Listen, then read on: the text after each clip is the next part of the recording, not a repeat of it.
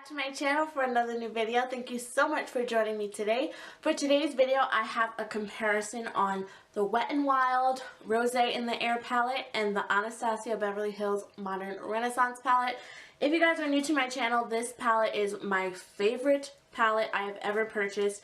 I'm absolutely just obsessed with it. I am such a warm tone, purpley, brown, orange kind of a girl, and this palette is my life. When I first purchased it, I literally went crazy over it, and I literally just used it like every day just because I wanted to use it. It is an awesome palette, but it is pretty pricey. It is $42 for this palette, but you do get a ton of eyeshadows here, so I think of the price as buying like a bunch of single shadows as opposed to this palette. So in my head, that's what I do. I'm a shopaholic. Don't listen to me. But I absolutely love this palette. So when Wet n Wild came out with this palette right here, I knew that I had to pick it up and do a comparison for you guys. I know this video took a little bit of time, but honestly, I just had so many other videos that I wanted to film for you guys, and this one kind of went on the back burner, so I apologize for that. But this palette right here is amazing. I am such a huge fan of Wet n Wild. It is my favorite drugstore brand, honestly. I think that they just kill it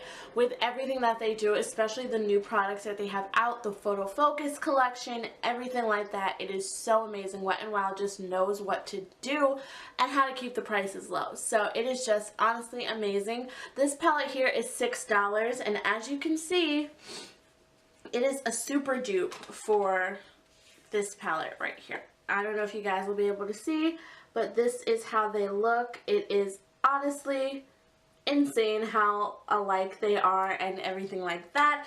So yeah, if you guys want to see how I created this eye look right here, which one do you think is high-end and which one do you think is the Wet n Wild drugstore version?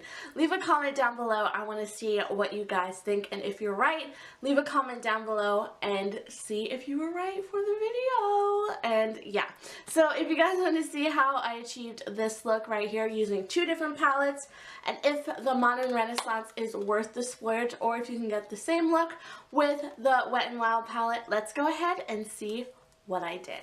Let's get started.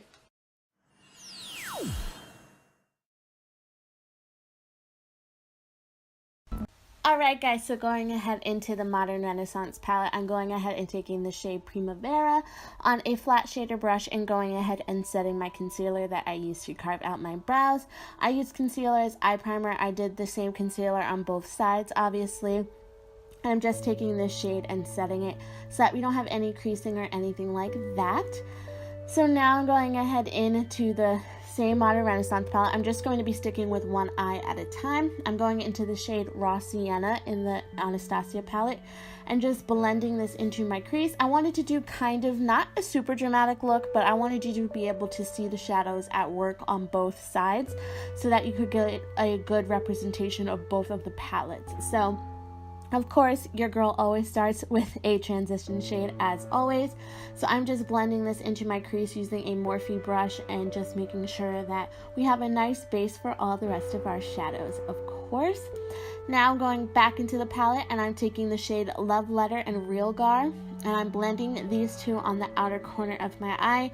These two shades are some of my favorites in the Modern Renaissance palette. I just think that they are so pigmented and so buttery, and they just look so amazing, especially if you have brown eyes. They just make your eyes pop and they bring out all the different hues in it. So I'm just taking a blending brush and blending this on the outer corner a little bit sloppily. I don't know why I was so sloppy with my makeup today, guys, but I just clean it up with a wipe once I'm done. Now going into the lid shade, I'm going ahead and taking Primavera. And with all of my shimmer shades, I usually just dampen my brush. I'm using the same spray, which is the Wet n Wild Finish Spray, and I am putting that on my brush, not setting it, putting that on my brush. I did 2 spritz for both sides of the makeup tutorial, so I gave them an even shot. I always just spray my brush. I think it just makes the shimmer shades look a lot better. Now going back in after I have put the shimmer shade on my eye, and I'm blending that shimmer shade into the 2 other shades that we had on our eye, the Love Letter and the Realgar shade, just because I wanted to deepen up the look a little bit. And I also wanted to make sure that that shimmer shade was blended nicely on my eyes so that we didn't have any harsh lines. So that is it for the look on that side. Now going into the Wet n Wild palette, I'm taking that same shade that we used on the other eye. These don't have any names, I don't believe, or maybe they do and I'm just too lazy to go look. But I'm just setting it with that same kind of just skin tone shade from the Wet n Wild palette. Now going into this transition shade in the palette, which is like almost the same color as the raw sienna in the Modern Renaissance palette.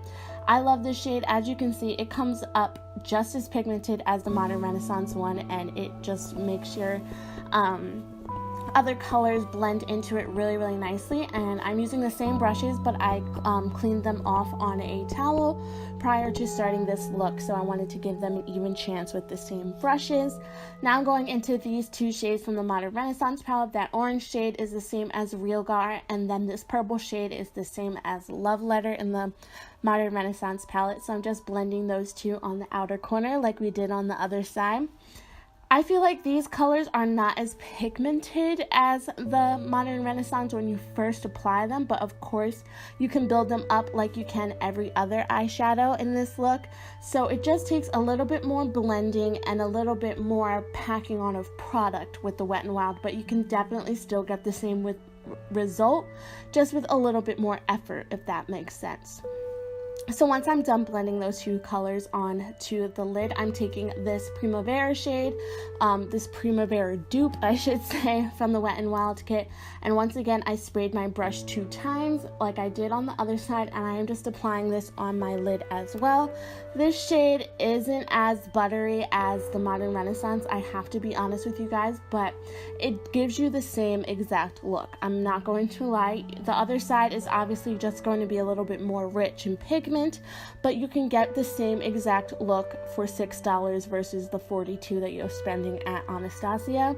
So now I'm going back in once again with these two shades from the Wet n Wild palette and blending those on the outer corner just to match the eye on the other side and to blend in that Primavera shade onto our lid as well. As you can see here, even in the clips, you can see that my Anastasia Modern Renaissance, the shimmer shade is just a little bit more pigmented. Now to set my brow bone highlight a little bit, I'm taking that tempera dupe from the Wet n Wild as well as a tempera shade from the Modern Renaissance and applying that on my brow bone just to set any excess concealer that I might have under my brows as well, to highlight the brow bone and bring the whole look together. So once I did that, I just went ahead and finished up the rest of my makeup off camera because I just wanted to stick to the makeup portion for this look. Now I'm going into the Love Letter shade from the Wet n Wild palette, the deep purple, and I'm just blending that on the outer like half of my lower lash line, and I'm taking just the Love Letter shade in the Modern Renaissance as well, which is the deep purple, and blending that on my lower lash line on the other side. As you can see, you can get the same exact look, guys. It isn't anything different to me, but you just have a little bit more pigment, of course, with the Modern Renaissance, but you honestly cannot even tell the difference. And now I'm going ahead in with my inner corner highlight. I'm taking the same shade that we used on the lid and blending that in my inner corner just to finish off the look. And I'm going ahead and taking the Primavera shade from the Modern Renaissance and blending that in the inner corner as well. I didn't put any false lashes on for this video because I really wanted you guys to be able to see the eyeshadow look and make your own judgments. But what do you guys think? Do you think that they look alike? Do you think that you need to spend the money on the Modern Renaissance? I personally think that you can get the look for a lot less, but I love my Modern Renaissance and I love Anastasia shadow, so I'm so happy that I have both, honestly. But I hope you guys enjoyed this video, and I will talk to you guys in my next one very soon. Love you, girls. Bye.